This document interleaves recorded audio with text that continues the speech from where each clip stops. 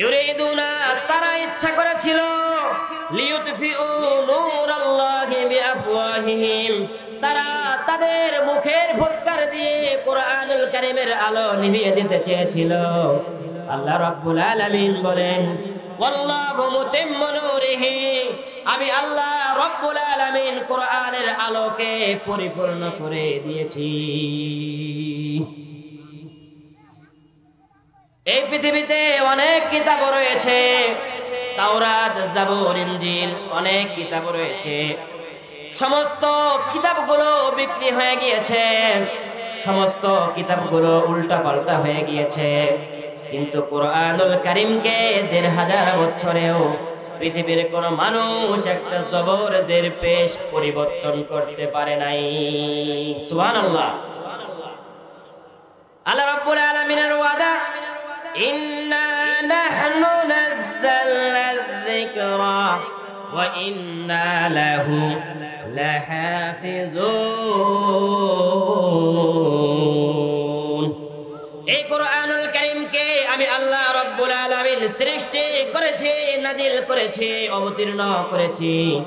এই কোরআনুল কারীমকে আমি আল্লাহ রাব্বুল আলামিন হেফাজত করব। সুবহানাল্লাহ বিহামদিহি। وَإِن كُنتُمْ فِي رَيْبٍ مِّمَّا نَزَّلْنَا عَلَى عَبْدِنَا فَأْتُوا بِسُورَةٍ مِّن مِّثْلِهِ وَادْعُوا شُهَدَاءَكُم مِّن دُونِ اللَّهِ إِن كُنتُمْ صادقين।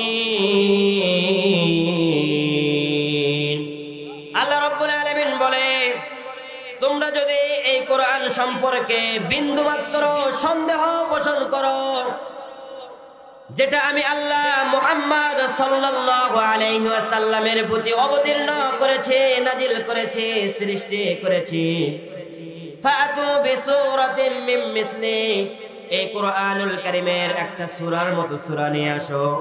ওয়াদউ শুহাদাআকুম তোমরা তোমাদের নেতাকর্মীদেরকে একত্রিত করে সাহায্যকারী হিসেবে ডেকে নাও। মিন দুনিল্লাহ আল্লাহ ছাড়া। ইন কুনতুম সাদিকিন তোমরা যদি সত্যবাদী হয়ে থাকো। মক্কার বড় বড় কাফেররা তারা তাদের নেতা কর্মীদেরকে নিয়ে একত্রিত করে কোরআনুল কারীমের সূরার মতো সূরা আনতে চাইলো। তারা কষ্ট করে সূরার মতো সূরা আনতে পারলো না। অবশেষে তারা বলল লাইসা হাদা মিন কালামিল বাশার। সুবহানাল্লাহ বিহামদিহি। মক্কার বড় বড় কাফেররা তারা তাদের মুখ থেকে উচ্চারণ করলো লাইসা হাযা মিন কালামিল বাশার।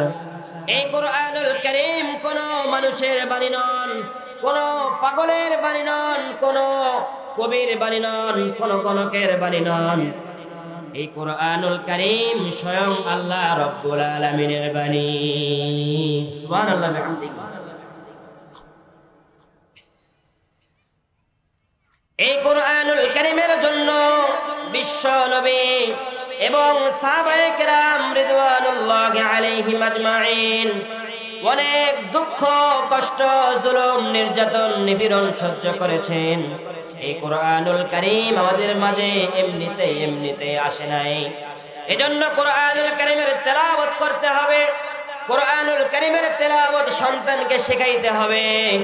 পাশে মাদ্রাসা রয়েছে, আপনারা আপনাদের সন্তানকে কোরআনুল কারীমের তেলাওয়াত শেখাবেন, কোরআনের অর্থ শেখাবেন, কোরআনকে বুঝবেন, কোরআনকে বোঝাবেন।